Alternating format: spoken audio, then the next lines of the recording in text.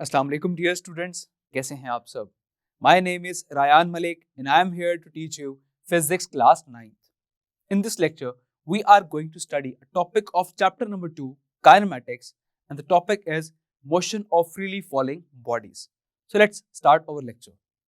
If we drop a large stone and a small pebble from the same height at the same time, so which object will hit the ground first? तो अगर आप एक large stone और एक small payable अगर आप गिराएं same height से same time में, तो कौन सा ऑब्जेक्ट जो है वो ग्राउंड को पहले हिट करेगा।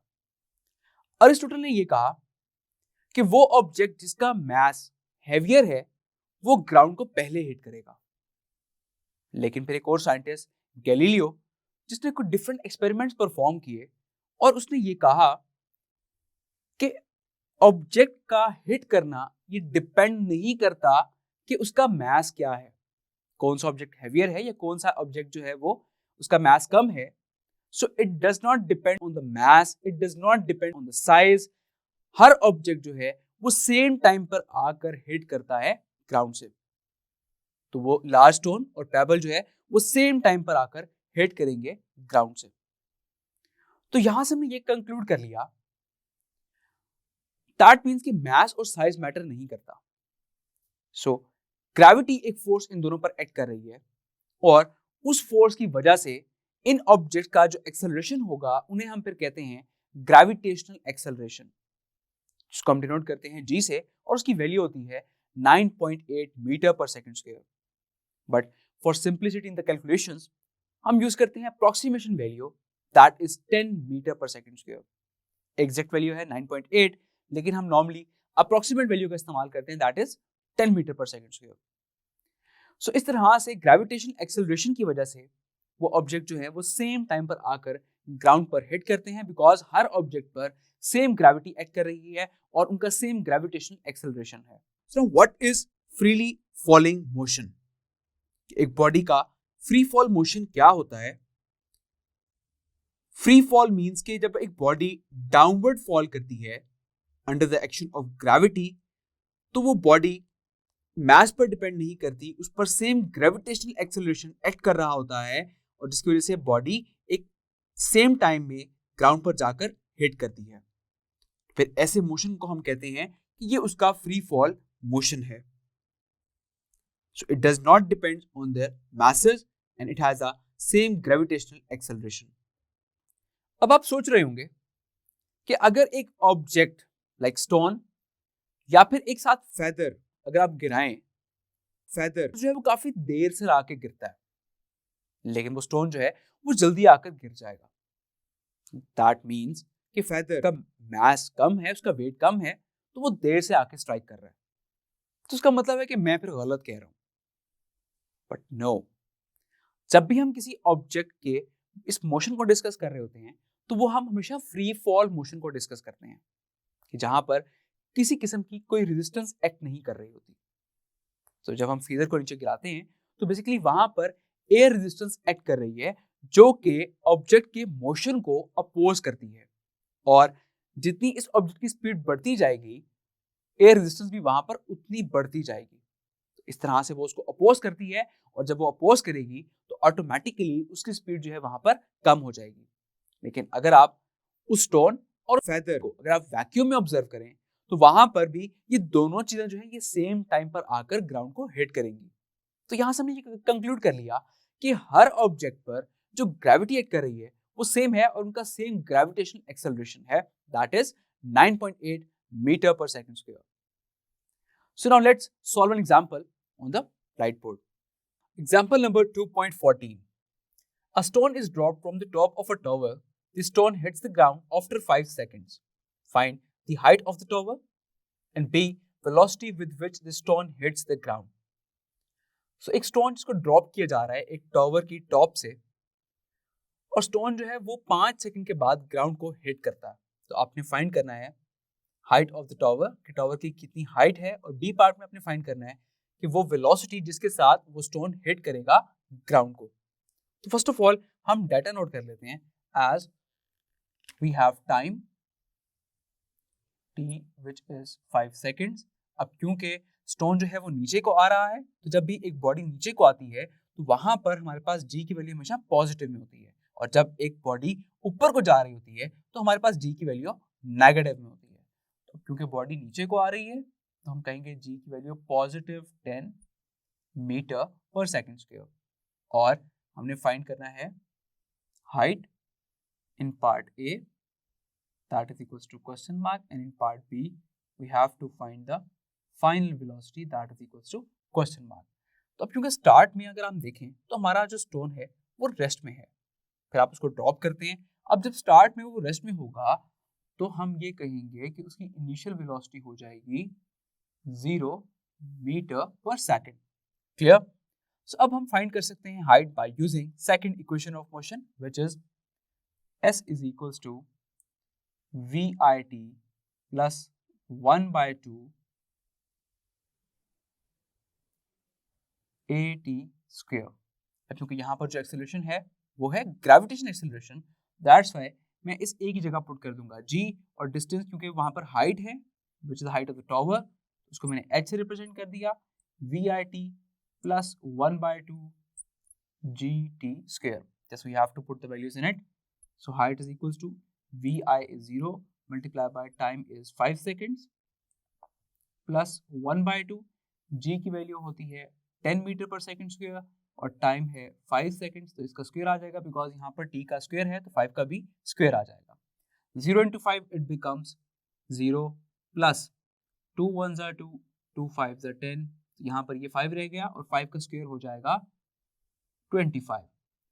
So 0 plus and 5 into 25 it becomes 125, and 0 plus 125 it becomes 125 meter. So this is the height of the tower.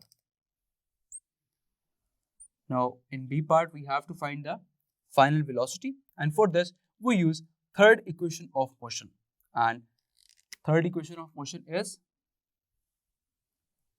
2as is equals to vf square minus vi square।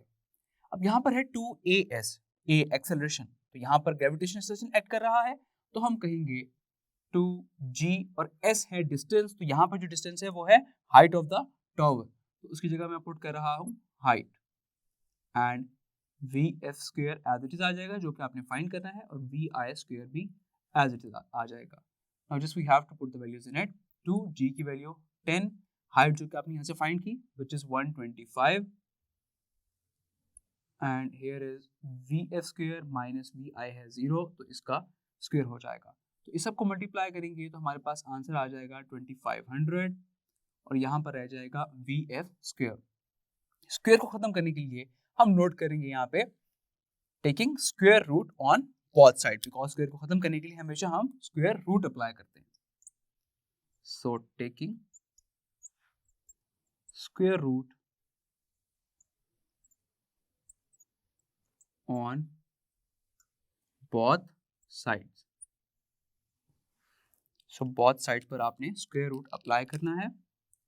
ये VF यहाँ पर मैं लिख रहा हूँ और बाकी वैल्यू में इसकी इक्वल यहाँ पर पुट कर रहा हूँ, सो ये स्क्वायर इससे कैंसिल आउट हो जाएगा, तो यहाँ पर रह जाएगा VF, और 2500 का स्क्वायर रूट होता है 50, so 50 meter per second. This is the velocity with which the ball hits the ground.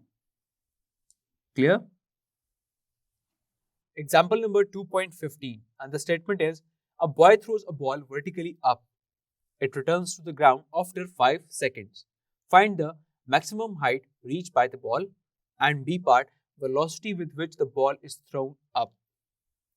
So एक बॉय जो है वो एक बॉल को थ्रो करता है वर्टिकली अपवर्ड, सो 5 सेकंड के बाद वो बॉल वापस ग्राउंड पर आ जाती है, तो आपने फाइंड करना है maximum height reach by the ball, कि वो बॉल जो है वो कितनी मैक्सिमम हाइट तक जाती है, दैट मीन हाइट।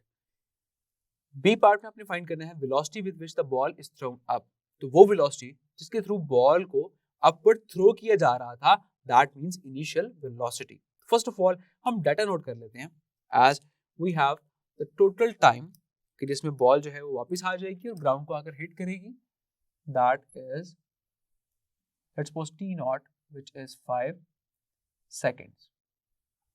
अब क्योंकि बॉल जो है वो अपवर्ड जा रही है, यहाँ पर हम जो ग्रेविटेशन एक्सेलरेशन लेंगे वो हम नेगेटिव में लेंगे -10 मीटर पर सेकेंड स्क्वायर।